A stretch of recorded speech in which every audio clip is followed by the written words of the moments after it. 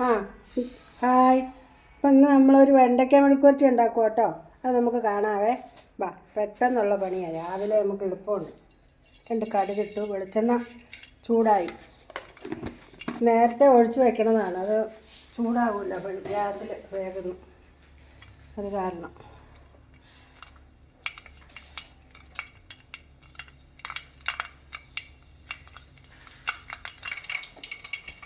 പച്ചമുളക്, വെണ്ടയ്ക്ക, കറിവേപ്പില.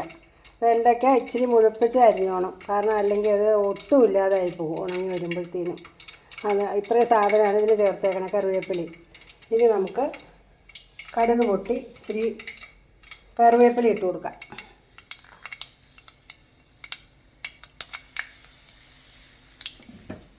ശകലം മഞ്ഞൾപ്പൊടിയും കൂടി ഇടാം. ശകലം മഞ്ഞൾപ്പൊടി ഇട്ട് കൊടുക്കാം.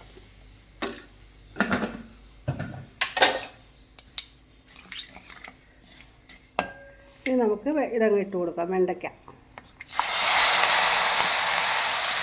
കഴുകി തോർത്ത് വേണം അരിയാൻ. എണ്ണയിൽ കിടന്ന് മാത്രമേ ഇത് വേകാവുള്ളൂ, വെള്ളം ഒഴിക്കരുത്. ഇതിന് ഒരു ഞോളപ്പുണ്ട്, അതുകൊണ്ട് ആ കൊഴുപ്പ് കൂടുതലായി വരും. അതുകൊണ്ട് ആവിയിൽ വെന്താൽ മതി. ഈ ശകലം ഉപ്പിട്ട് കൊടുക്കാം. ഉപ്പ് പൊടിയായിരിക്കും നല്ലത്, ഇതിന് വെള്ളം ചേർക്കുന്നതിന് ഭേദം.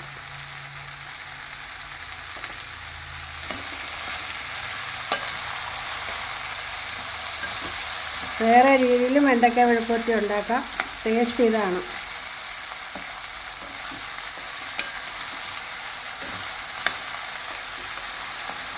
ഇതൊന്ന് അടച്ചു വയ്ക്കാം, ആവിയിൽ വേകണം, എന്നിട്ട് വേണം ഉണങ്ങാൻ.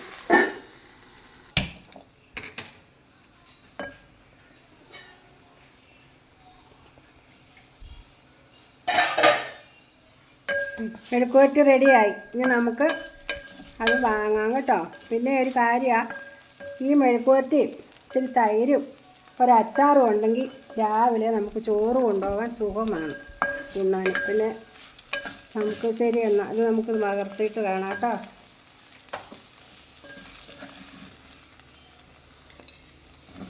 അങ്ങനെ കിഡിലെ മെഴുക്കുവരട്ടി അല്ലേ, സൂപ്പർ. നല്ല പിന്നെ ഇച്ചിരി വെളിച്ചെണ്ണ അതിന് കൂടുതൽ വേണ്ടി വരും, അല്ലാതെ വേറെ ഒരു ചിലവും ഇല്ലല്ലോ. ചിലവല്ല, എണ്ണ ഞാൻ ഒഴിച്ചേക്കണ കണ്ടോ, എന്തോരം വെളിച്ചെണ്ണയുണ്ട്, ശകലം പോലും വെളിച്ചെണ്ണ അതിനകത്തില്ല കണ്ടോ.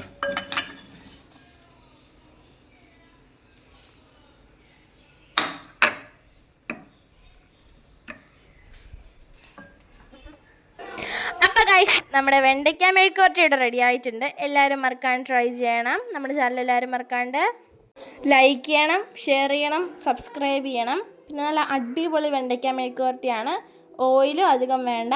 അപ്പോൾ നമുക്ക് വീണ്ടും ഒരു വീഡിയോ കാണാം. Bye bye.